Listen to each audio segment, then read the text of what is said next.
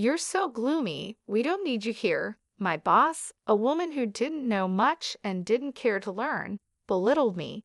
I sighed, looking at her smug face. Well then, I quit, I said, and left the company. Months later, I ran into that awful woman again. Did you ever find a company that would hire someone as useless as you? She mocked. Yes, actually, your major client, I replied. Her face went pale as she realized what I meant. My name is Scott Ritter, and I'm a salesman at a food and beverage company. I'm over 43 years old and work in sales, but in a different way. I don't go out for client visits. I just work on the computer at my desk by the window. Good morning, Scott. Good morning, Paul. Scott, we're going out for drinks after work today. Would you like to join us? Thank you for the invite, but I have other plans. Got it. I didn't talk much with other employees and spent most of my time in front of the computer. Everyone else was younger, which partly explained why I didn't fit in with their conversations. Scott always dresses so neatly right. His clothes are always ironed perfectly, and his shirts are crisp. And he smells good too. It's not perfume, maybe fabric softener. I wonder what brand he uses. I noticed them glancing my way and chatting a few times, but I never asked what they were talking about. I just kept working. Time to clock out already. Good work today. Yes, good work today. Scott always leaves right on time, so we know when it's time to go. In a way, he's like an alarm clock for us. I left work on time every day. Sometimes I had places to go after work, and sometimes I just went straight home. Would you like to join our company? Yes, thank you. I'd love to. I joined this company about 5 years ago. Before that, I worked at a different beverage company, but I was approached to join this one. I never stayed long at one company, moving around in the beverage industry. Scott, how have things been since you started? Fine, no major issues. Everything is going smoothly for now. That's good to hear.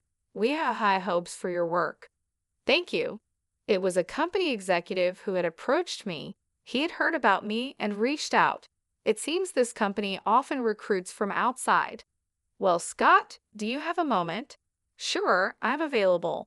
I wanted to ask you about sales strategies. If it's something I know, I'll send you the information you need. Thank you. I'll email you later. I'd like to learn more about Company D and a few other things, said Pamela. Got it, Scott.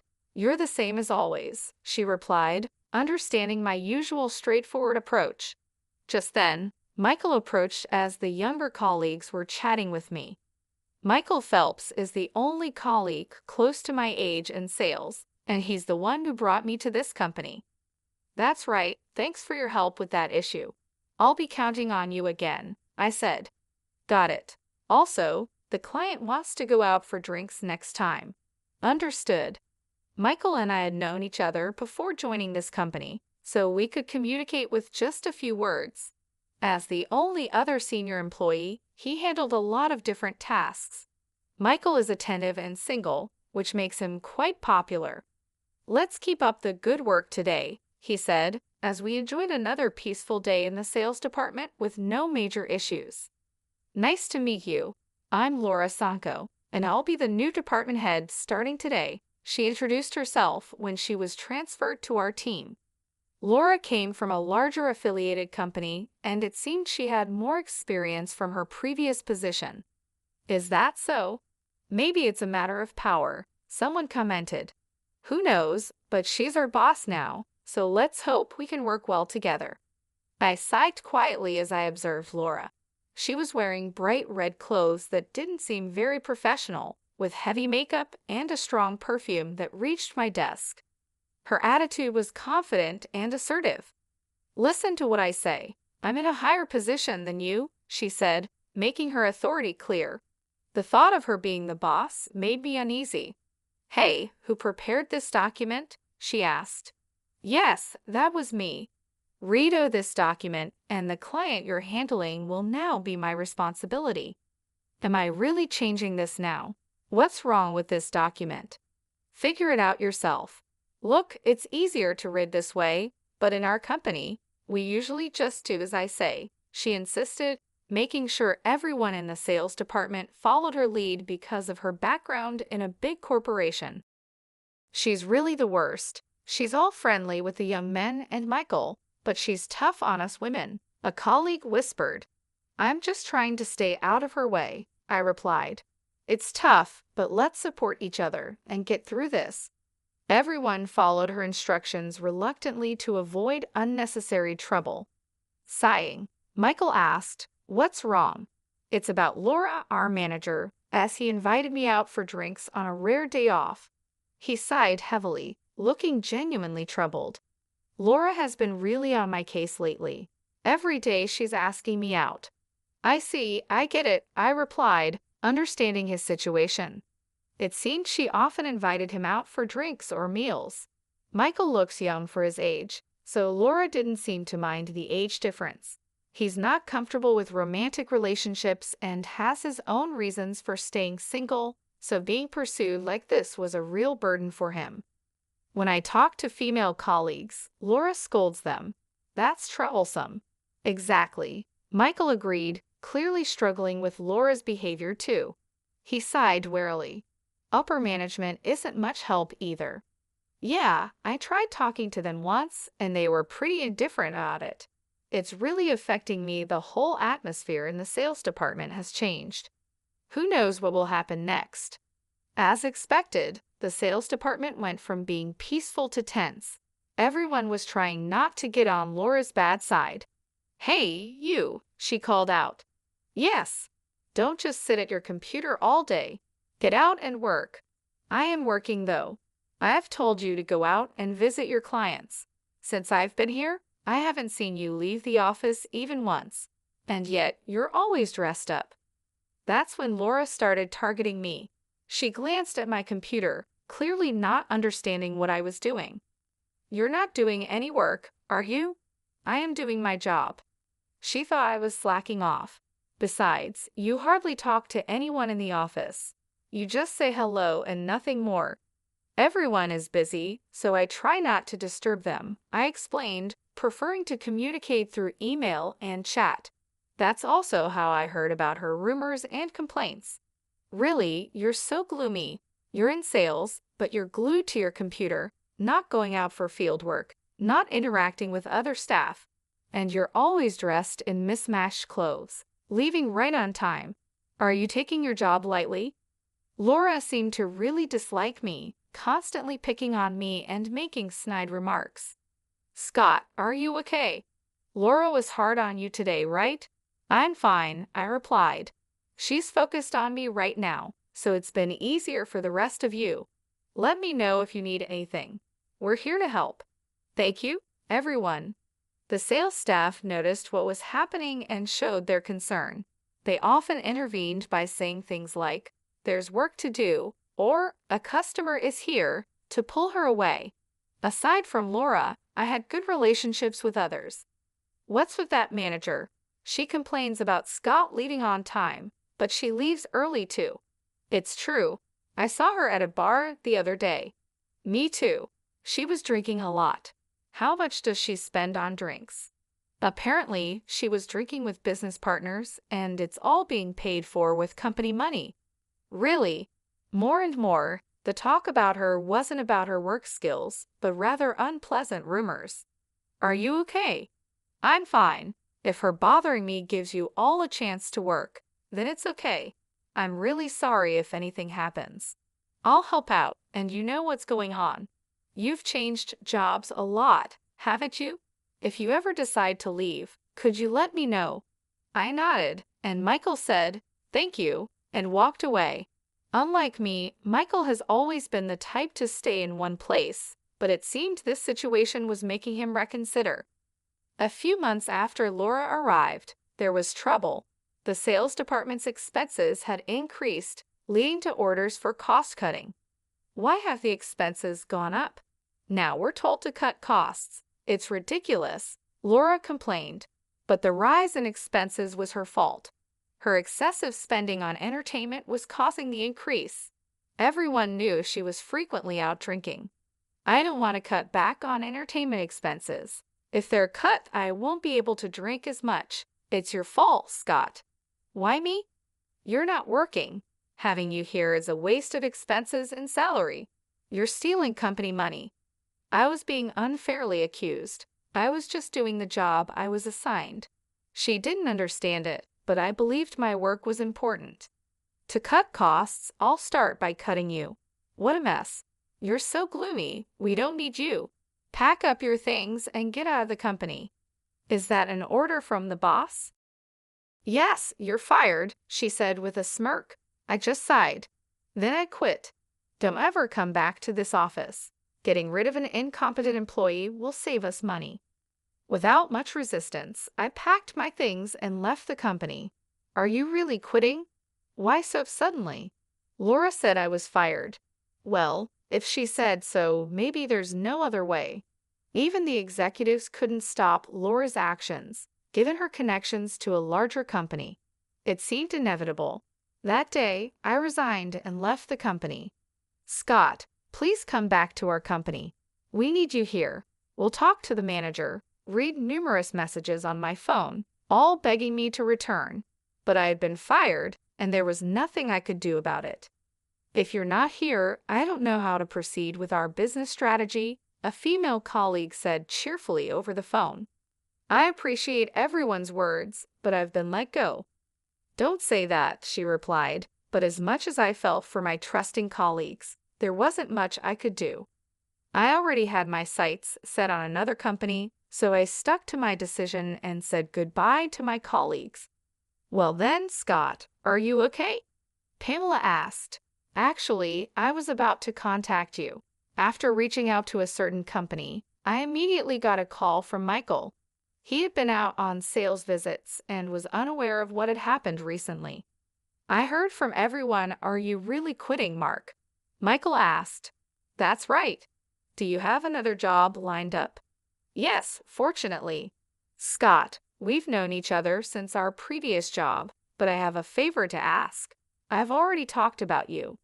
Michael, thank you so much. I really appreciate it. A few months after leaving that company, I found myself at a high-end restaurant for a business meeting.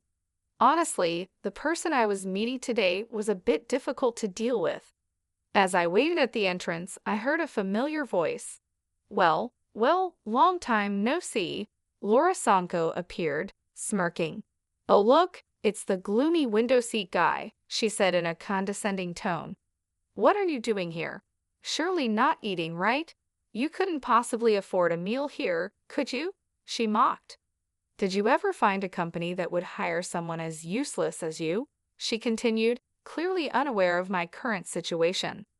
Well, actually, it can't be anything important, right? She interrupted, not giving me a chance to explain. She continued with her mocking laughter. What would a useless non-worker like you be doing at such a high-end restaurant? Are you part of the cleaning staff? It's just like you to try to look cool. It doesn't suit you at all. I'm not part of the cleaning staff. I'm here for work today. Work, huh? That's a word for people who actually work hard, like me, not for incompetence like you, she sneered. Today I came here as a sales manager for a business meeting, not like you, who just sits at a computer. As I grew tired of her endless chatter, someone approached us.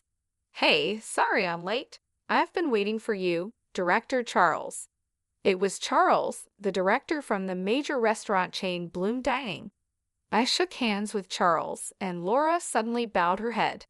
Director Charles, thank you very much for your valuable time today.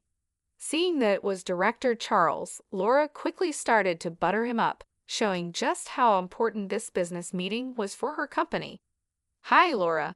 Looking forward to working together.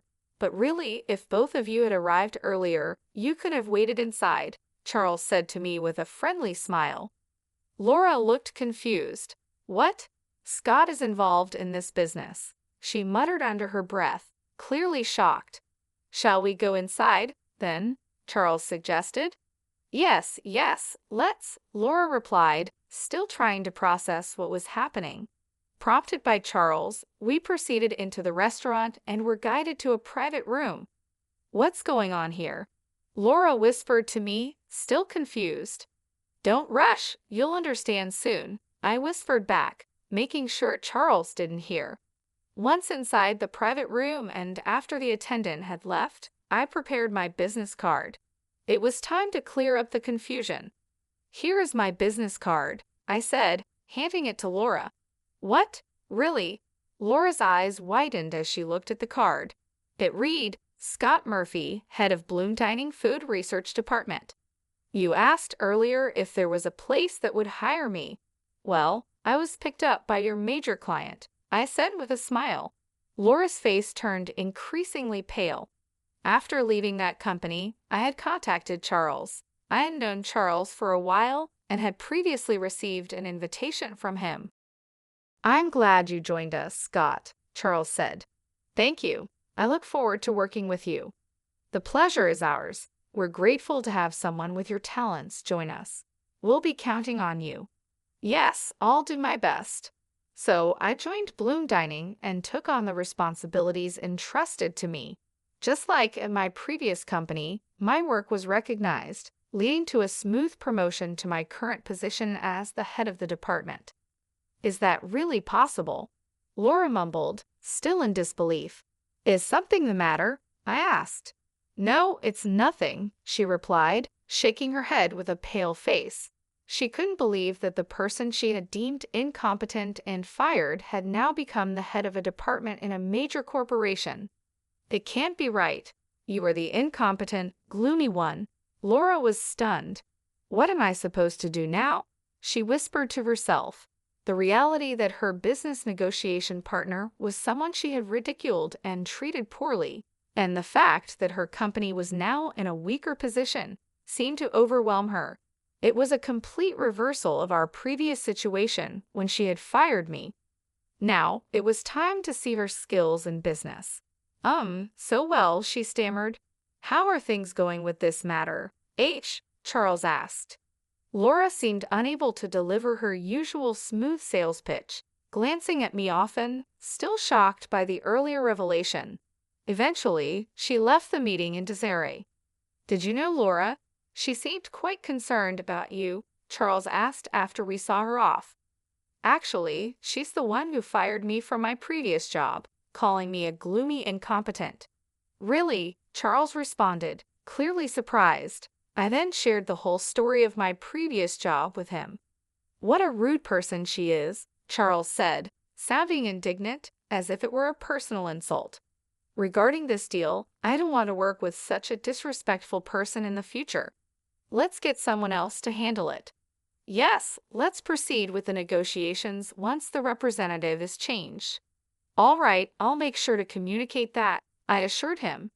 Charles and I decided to request a change of representative from Laura's company. Given our company's stronger position, it was likely that Laura would face some repercussions. Later on, a former colleague filled me in about what happened with Laura at her company. The executives confronted her, asking, "What do you mean by changing the person in charge as a manager?"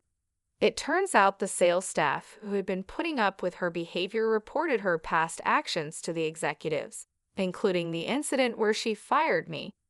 They told her, "We have refrained from reprimanding you because you're from an affiliated company, but this time we will have to report back to your parent company." The look on Laura's face was ashen. Is that so?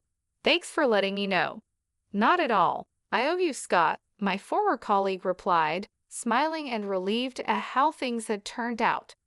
Sometime later, I got a call from the executives of my former company.